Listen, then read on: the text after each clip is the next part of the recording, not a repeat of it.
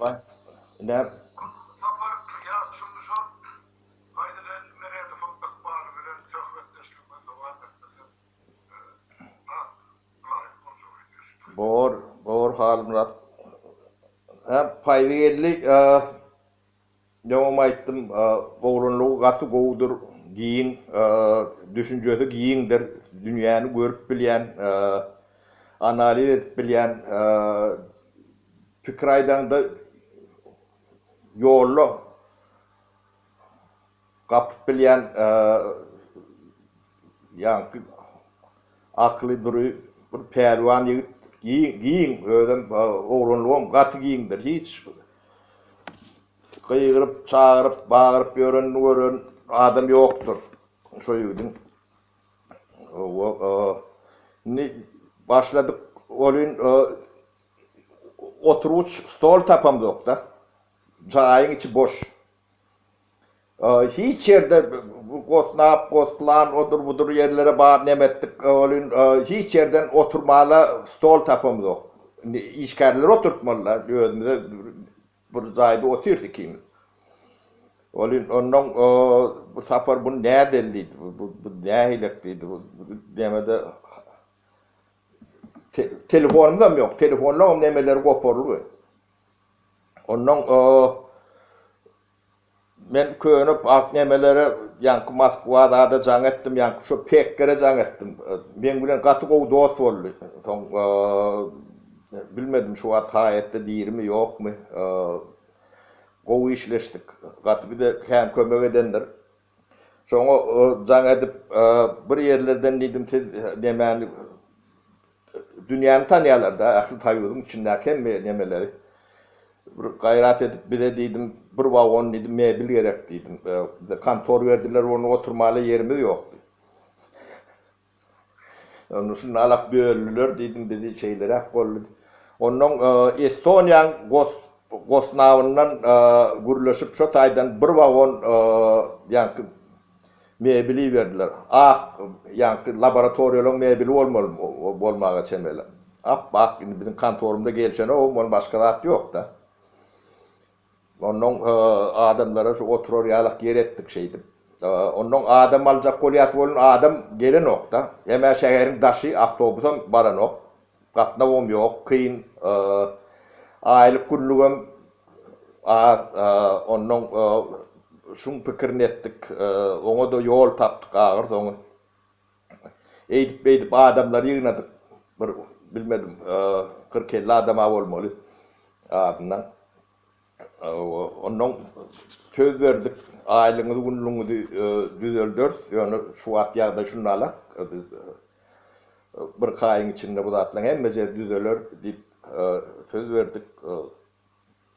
Adam yığınadık. Onun ne demetmeli işe başlamalı.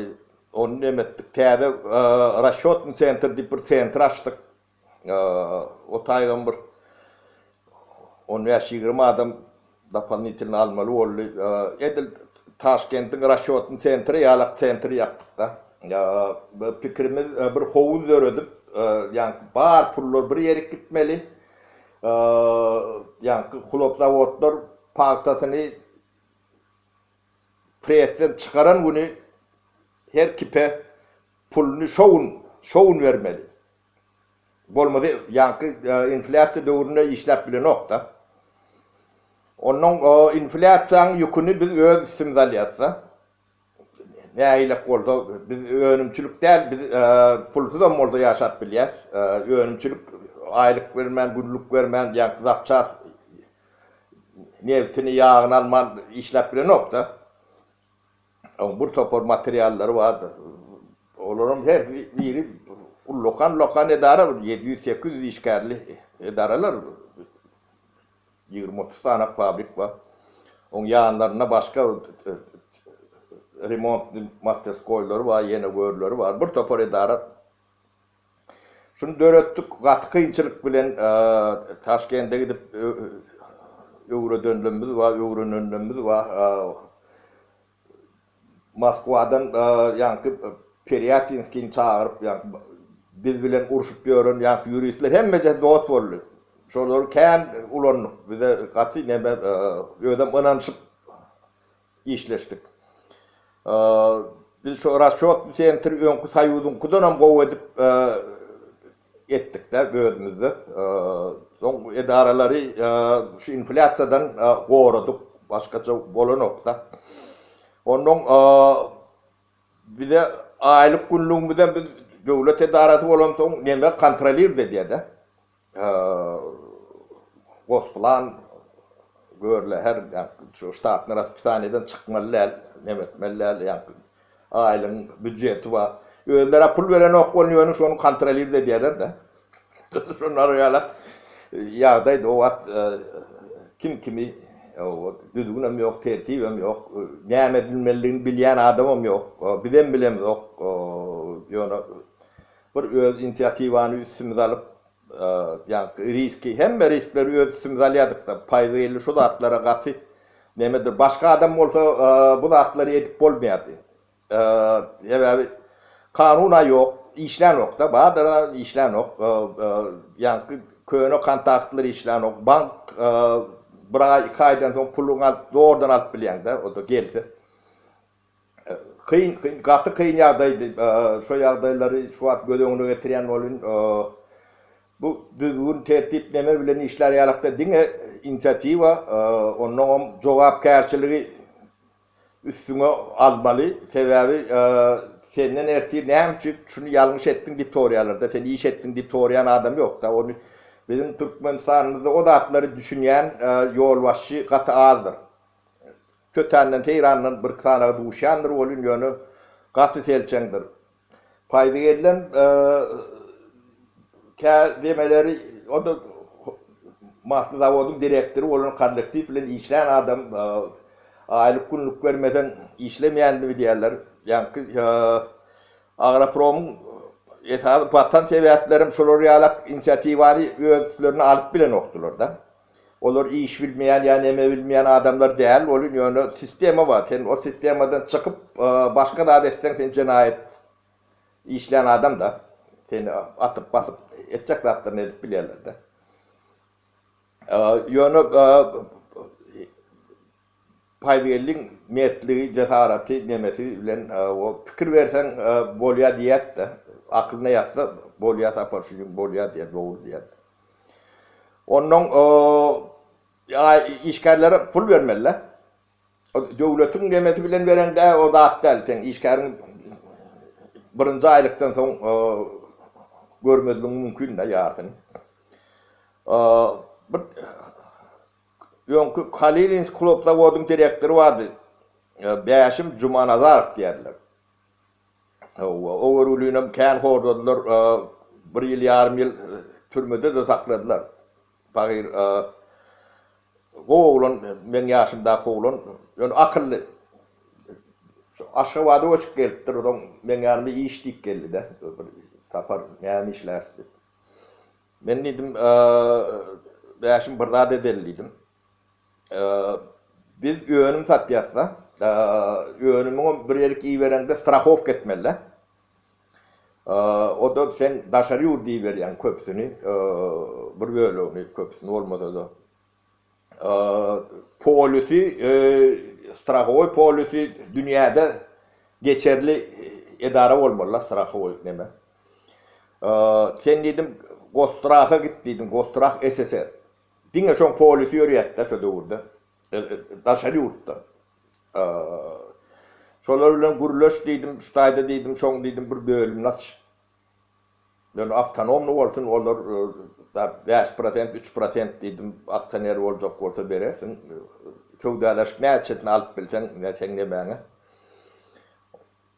O bilem näme bolaly, ýa-ni aksioner bolaly, şunu urnaly ideýa şunu alıp bizden gidýän öňümüň hemme jetini strahowat etmeli, feňlemäň etmeli, 3% kätine 5% goýan ýerlerimizden mady. Bunun biz o puly klientden alýarsa, kim tatyn alýan olsa şoňa töledýärdik de. Strahowanyasyn. Saýuzdan döwletiň içinden alary ýalak yer ýok da pul alary ýalak. On dedim soňu etmeliler biz Moskva ettirmeli ya başka bir yerlere taşeru firmalarına strahovat ettirmeliler. Bolmasa yankı perivozçuklar alan orada. Daşıyanlar. Onu şunu argadavat ettik. Buňam dedim skeması şunu alak. Yankı strahovat nemen bir düdüğünü vardı. Strahovat eden soň sana 30% olur öýlerine taklaýarlardan 70%'ne strahovat premie edip sana gaýyp berýärler-de. Öýd gürleşin nemäňe baglylar. Bunu şolary alak skema 70% diýdim biziň pulumuz sen hataňda durýar. Biziň hatamyzda däl. Biz verimiz berýäk bolun bize işgärlerimize aýlyk töleýän. O niýerek geçirdiýsek geçirýäs biz ýöne näme görüýtür buhalteriýa öğretdik. Buhalteriýanyň içinde bir bölüm jagat. Diňe şo jagat nemäni alyp barýar. Ewe kontrol altynda bolmaly, ewe birden bir zat bolsa hatap bermeliler. Döwlet bunu kontrol edip bilen okdy, ewe döwletden gelýän zat däl, gidýän zat däl diňe biz aýlyk näme diýerdik. Şeýdip aýlyklaryny 2 esse 3 esse aýlyk berip bilýärdik. Isledigimiz hadaram näme yani işgär alıp bilýärdik. Bizim ştatny raspitaniýadan daşyna 2 esse işgärimiz bardy. İşgärlere de haýyş edýärdik, şunu hiç ýerde aýtmaň, gürlemäň, tebebi yarım legal näme bolýar-da. Türkmenistanyň kanunyna odatlar regulýar edýän kanunam ýok, hiç adam ýok-da. Onu biz ýanky kanunçylara da düşündirip bilen de okdyk, ýokardaky ýol başçylara da. Bunu diňe gellimere söylýän, men bilýän, onu Gardeýew diýip bir boltyrymyz bardy. Şu wagt 65 ýaşlarynda, men ýaşymda, şu wagt ýaşymdaky ýaş. Şo gılan boltyrymyz, şoňa da düşündirip aýtdyk, bolun etdi takmilje diýär-de. Menen Konstantin Ivanoviç mi Abramoviç mi şu wagt ýadyma düşenok Konstantin nä bilýän. Siz diýdim 65 ýaşymda diýdim. Men diýdim ýaňyr 40 ýaşymda dolduramok diýdim. Başdalar bir kil yatar çıkarsın da näme bolýar diýdim. Halka diýdim iş näme berýär.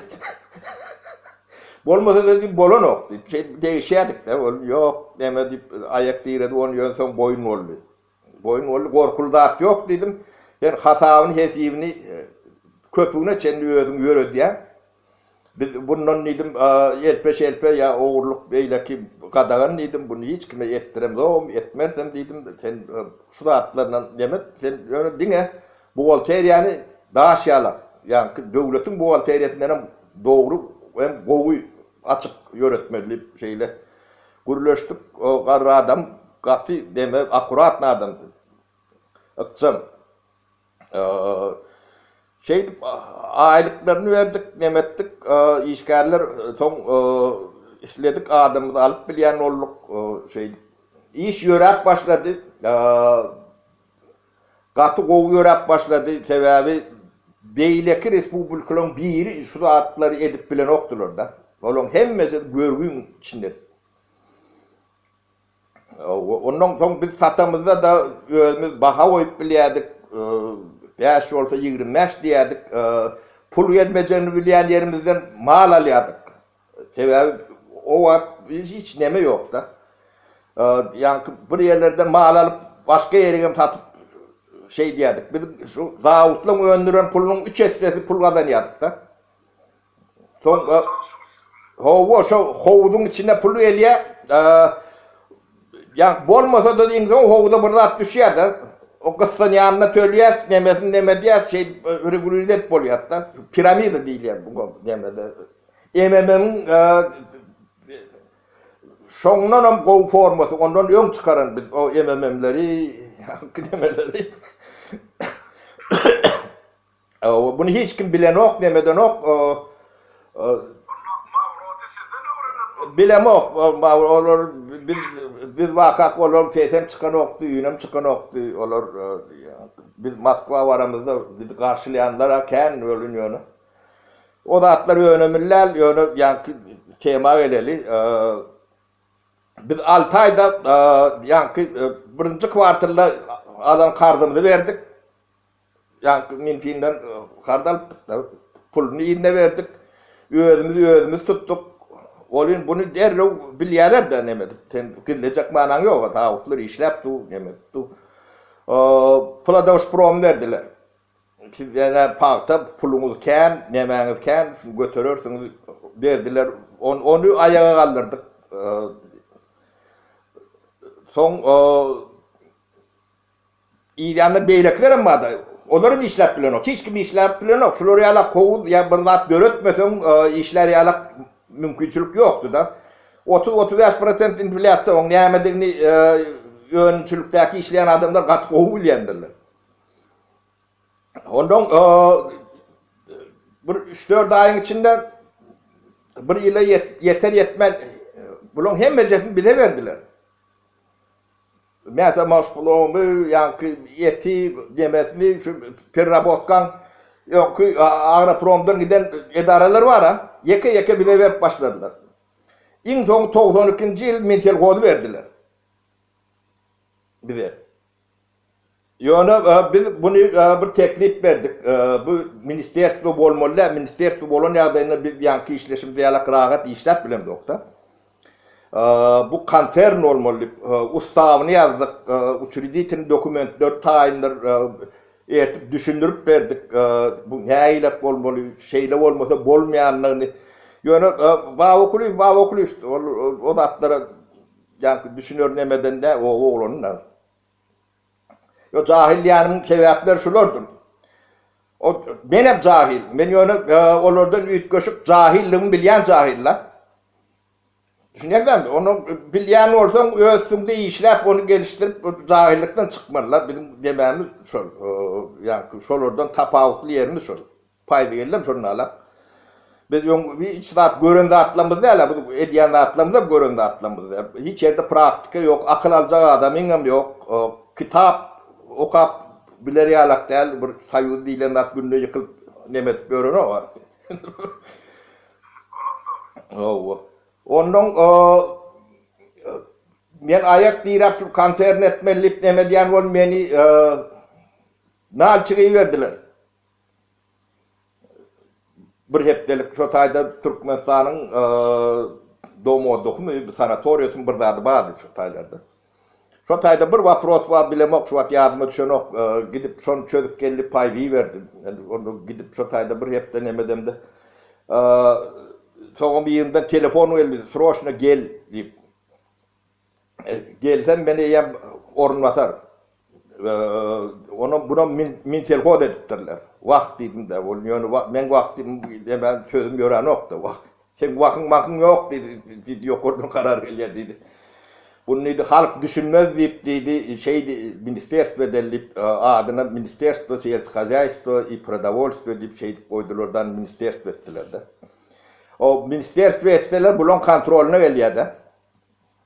Düşünýärmi? Biz ýöne ministerstvo bolsam şu konsern ýalak den bolşum diýalak işledik. Başgaça da bolanok da. Onu bulara düşündirmem bolanokdy, bunu düşünjek bolýanam ýokdy.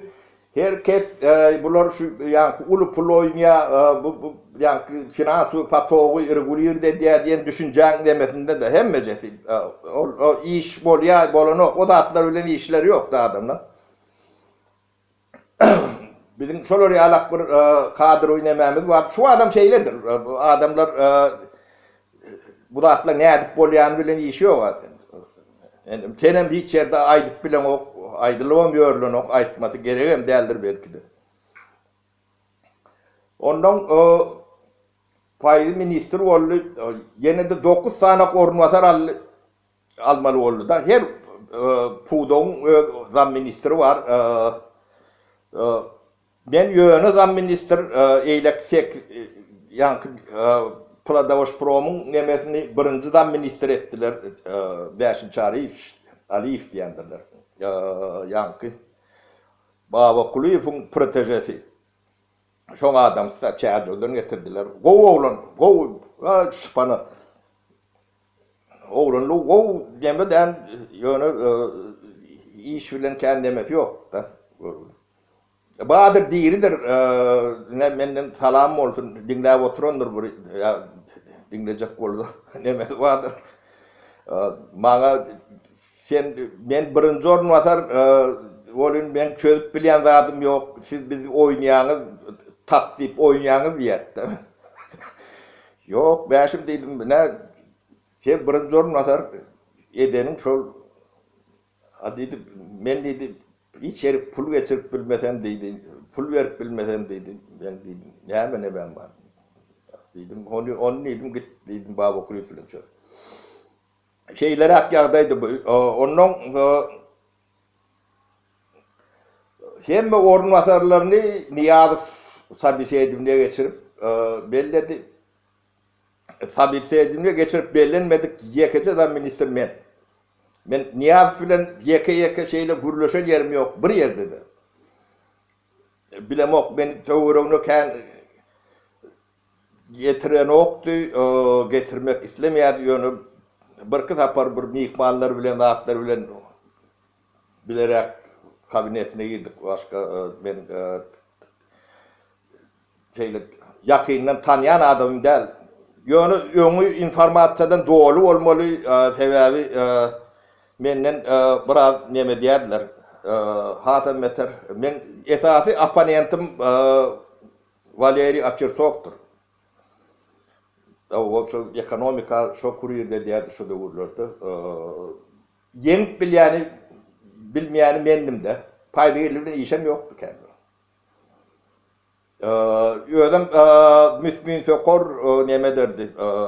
Bir de 105% yankı neme nalog veriyatta yani vergi nemesini. Sen parkta satan sonra 5% vergili oluyor da. Eksporta şol oraya nalog girdi de. Onun ben bunu düşündürdüm Baba Kulüfü. Bulon dedim medyan hatlarını aylak dedim. Bunu düşünüp biliyeniz mi dedim. Bize parta eksport etmeli. Hemen 105. Şu pulun yemesinden hem kendi pul nalog vermeliler. Yok beyle değerli yani Kaçırtov yanına çağırdı, beni çağırdı. 3 olup oturduk. Ben şeyle diyen olun yok diyedi. Ben dedim adamdan getir ya bizi gidelim. Ben hem becen dakikalar vereyim. Bunu dedim büyük kötmeseniz bolonu. Onun şu var nalogu inspeksiyon başlığı vardı. Ya şu olan benden bir kurs yok orada oturdu. Koğulandı. Onun şu nalogu işlep çıkaran doktor navuk bir kurs familya vardı. Ben şu an yardıma düşen nokta. Doktor navuk iktisadi hemen doktor. Onun şunu çağırdılar. Benim ödünü körmat vardım. O içinde Alif'im vardı. Alif men son işgərim oldu. Onlarımdı. Onun yankı ors yigit herreledi. Ya doktor navuk ne ben dedim tvoy ya doktor navuk niranga talmallığına ayda nedir. Onu düşündürüp verdik. Dakadat ettik. Kol çektirdik ödlerini. Çekmeyecek kol nemettiler olun çekersiniz. Ya da yanlışını ayıp ya da çek. Hemmesine kol çektirip yani Baba Kulübü'nün yanına ettik. O da ya açır soğuk çağırdılar. Yani yok tuvalet değil. Şeylikten çıktıdan gitti. Oh, son düdöttüler. Böke. Ondan bir de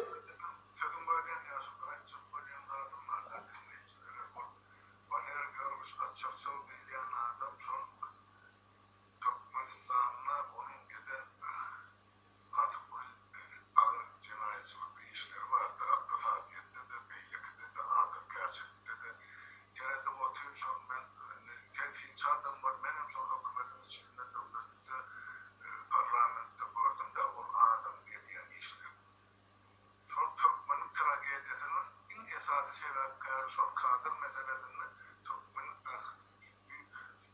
büyük bir yankı inteligent ya da bilimli maşgalaların ehlisini yere sokan şu düşünüyorum. Soğutmanı var. Bunu yavaş açıp bakılır dinleyiciler.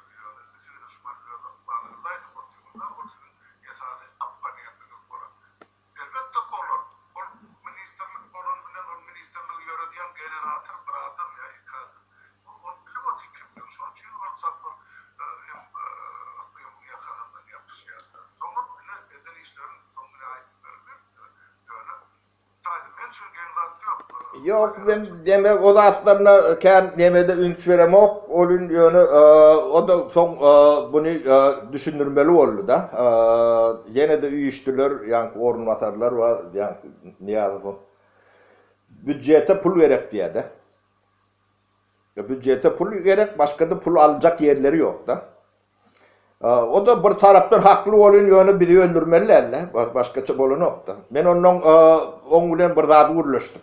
Biz dedik bir daha da gürleşerliydik.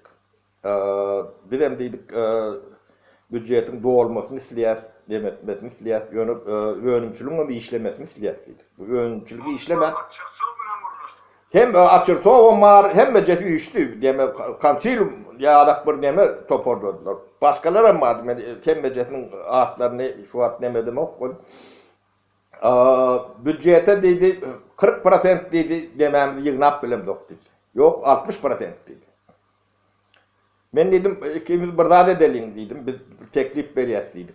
Siz dedik kalanlarından yığnap bilenin yığnap kalan bu doktordan. Onun kalanını dedim bize verin dedim. Kuartıllara bölün dedim bizden dedim yemeğinizi alın dedim. Her kuartıllı şu pulunuzu alın.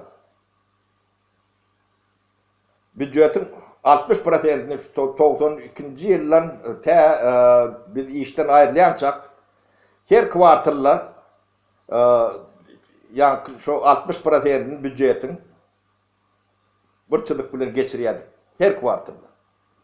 Öyle yine de bir daha da uğraştık. Siz dedim bizim idaralarımız bilen dedim hiç işiniz olmalılar olur yani nalog deyip bastı neme nalog bizden soran biz veriyoruz ministerstvo veriyor dedim.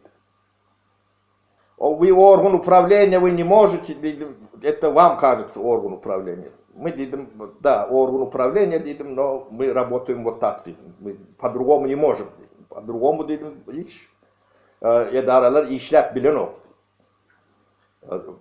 Başka fikriniz var olsa aydın dedim, bir edelim dedim. Bilen adınız var olsa, ya başka deme, düzgününüz var olsa dedim. Yöne dedim, bu 105%'iniz dedim, biz götürüm de bolon ok dedim. Bu logikada vat gelin ok. Açaydıp düşünüp biz şu 60% büdjetin 60%'ini veriyorduk. O idaralarımızdan hiç kim neme büdjete bir köpük veren yoktu. Ne bağırla ne neme o atlardan demettik. Bizim kapıyımız neme bize azar vermeseniz biz sizin büdjetinizden dolduruyaz. Yönü azar vermen diyedik de bize. Doğru, sapar. Ya şu yerden ben taraftar bir soru bize çıkıyor. Hı. Mesela Türkmenistan'ın Oğlu Hocalık Ministerliği devletin büdjetinin 60%'ını bütçene diyen olsa. Dima kanun 40%'ını en mi puldan beyledi? Puldan boynuna düşüyordu. Meğerse nebet kağıt pulda O esası şol. Son pulu nira gidiyor kalın. Yo, o atlar neftten gazdan kel pul alıp bilen oktular. O ayda şu deseler biraz nemedi. Alıp bilyenler olmuyor şu 40%'ine dağına yetkendir de. Şöyle oraya. Ben o galan detallarına bizim işimiz yok. Bizim kadıklarımız yoktu. Bize azar vermeseler biz işimizi ediyedik de. O niyaz yankı bu da atlar bilen işem yoktu. Düşünce adamım değerli. Başka da atlar bilen meşgul olmağı mümkün. Yani Türkmen başı olacak olyandır ya beylek olacak olyandır yağdaylar yemez. Kıyıt.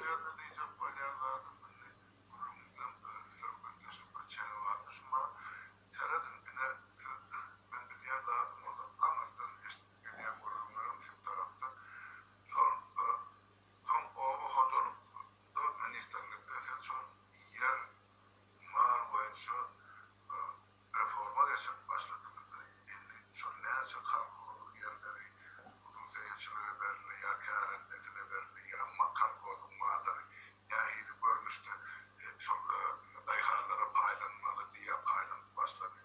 Çok ideyalarınız vardı meşgullerde halkımı da çiğgire durup aydıp verseniz ondan sonra 30 yılda yitirilen mümkünçülükleri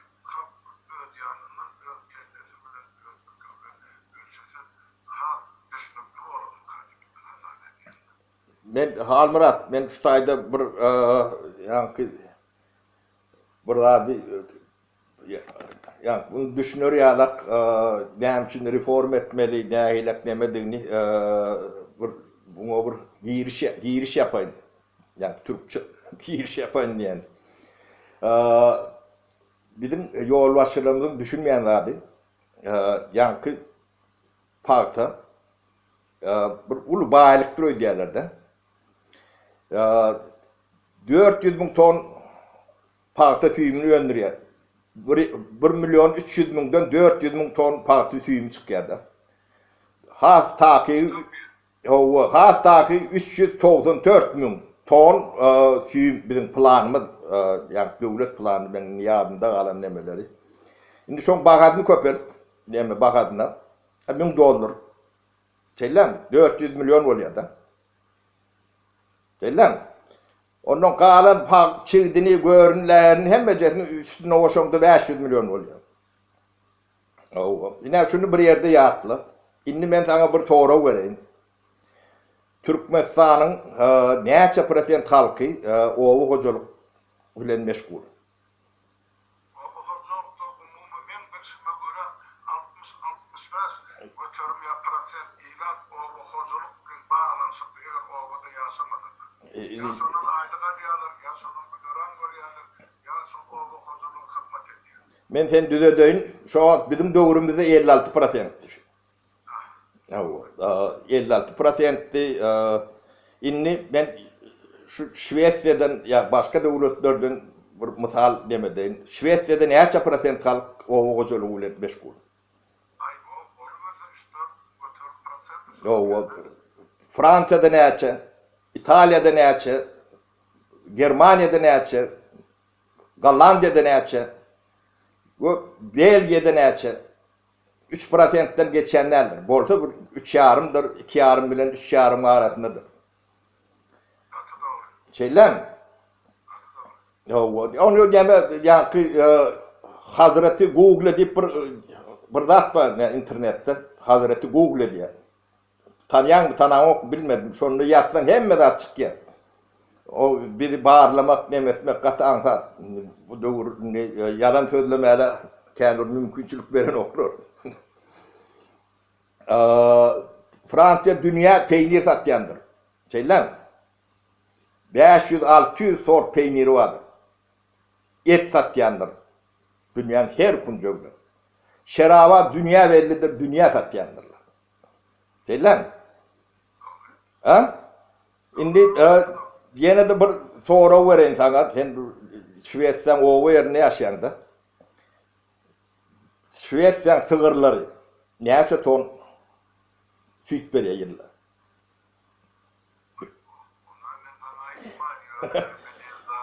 Şu firmalarını bir maşallah bir firma satmayanın 50 tane bastanı var da Yo. Ben aydıp vereyim. Yo. O şeyledir. Şimdi ben aydıp vereyim. 10-11 ton süt verendirler. O yıllar. Yankı demeye gelen tığır, takıba gelen tığır. Hollanda'da da şonu orayalaktır, anarsı versi. Belgia'da da, Fransa'da da, beyleki yerlerde de şonu orayalaktır. Türkmenin tığırı neçe süt veriyor? 2,5 ton. Kov olan yerine 3 tondur. Kov olan yıllar 3 ton. Yıllar. Selam. Öyle yani bir maşkala değildir. On yani köpüğü dalacak oradan kalko savko diyalak olup gitmelidir. Ha? Ne için şeyler? Ondan yine de bir soru vereyim. Yine ben Pribaltika bilen gati ısınışıklılar. 100 centler buğday elendirilir. 100 centler. 1 hektardan. 90-100 Türkmenistan ne çalıyor? 20 20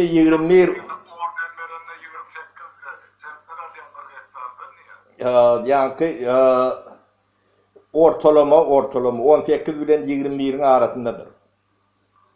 Ortalama Fred demesi. Paktasının İsrail'le bir sentlerden bir hektardan 70 sentler paktal yazar. İsrail'le. Türkmenistan'da ortalama 21'dir, 20'dir. O yankı in gow yıllar 23'tür. Yani statistika onu göreyim onu demezsen hem de demedir. Ne için? Sebep. Yo. Indi sebebi şulon birinin hem Türkmen başısı yoktur. Ne Şvet başı deyip Şutayda demetcek korku neyle sen kabul edeceklerin tam değerli yerler. Ha? Ya Narvek başı ya da Gallandiya başı ya da arkada ya görda yine şorayalık burada kabul edip mu? Öyle hem mezetin dine hususi sektördür şunun hem mezet. Yeri özününküdür, malı özününküdür, öndüren yönümü özününküdür. Hiç kime de hatap beriyen değil. Hiç kime o salgıt o hem yerde vardır. Subsidiyelerin vardır, nemelerin vardır. Olun yönü devlet şulara plan verip yankı üstünden işten ayırıp işten koyup nemet görünlerler. Şeyler mi? İnni geleli yankı bizim koyunluğumuzu Türkmenistan'a dönürler. Türkmenistan'ın ova hocalığını hem önümlerini üyüşüründü 1 milyar dolara yeten o. 1 milyarda yeten okta. Hem mecesini üyüşüründü. Bakın, paktasını, görünlerini, pomidorunu, eriğini, hem medadını. İnni 56% yani halkın 56%'ine böl 6 milyonu. Statistik oyuncu 6 milyonla. O yankı işlemeyen tarafı vardır. Yankı çağadır, çuğudur. Onun 3'te birini ya 4'te birini al. Şu 1 milyarda paylat ver. Şular yıllık 200 dolara yeten o. Biliyor musun? Yıllık entek on çıktıcılara çıkarılan o. O çıktıcının çıkardığına hiç tadım alın o. Bunun yaşama mümkünçülüğü var mı şu? Şu yağdaydı. Ha? Ben sonra bir de ministerstvanı veren günü faydalılar şunu düşünürüp verdim şey. Faydalı bu da gören o dedi. Bu bolmaya dedim. Ben dedim başına ya belal ya Mehmet. Biz şunu yokman reform etmeliydik. Başka bunun hiç iyili çıkarılması yok. Mümkünüm de. Tapar dedim, ben düşünen olun dedim, bunları ne düşünüreyim dedi. Ben dedim git ilkulak bir bağ okulu o düşünürecek ol. O hocaluğun içinde öğünü öteni adam. Kalhoz başlığı olun, brigadir olun, akkom olun.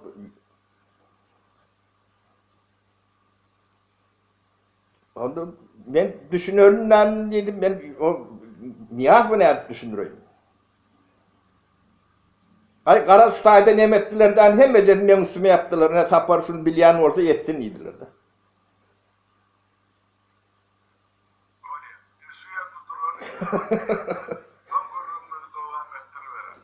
Bol ya. Yok kan vururum elbette bir bunun işi değil demesi değil. Bol ya hal Murat o sen vaktini utoryanlığına görüyen ay ben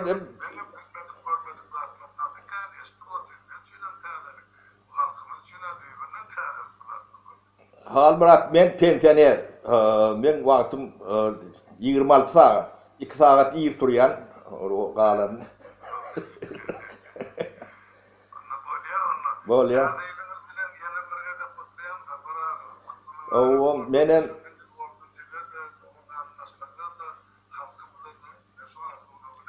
o menem sizi utlayan, ähli halky utlayan, täze ýylňyz mübarek bolsun. Bolya, al Murat. Sağ ol. Yes, sağ ol.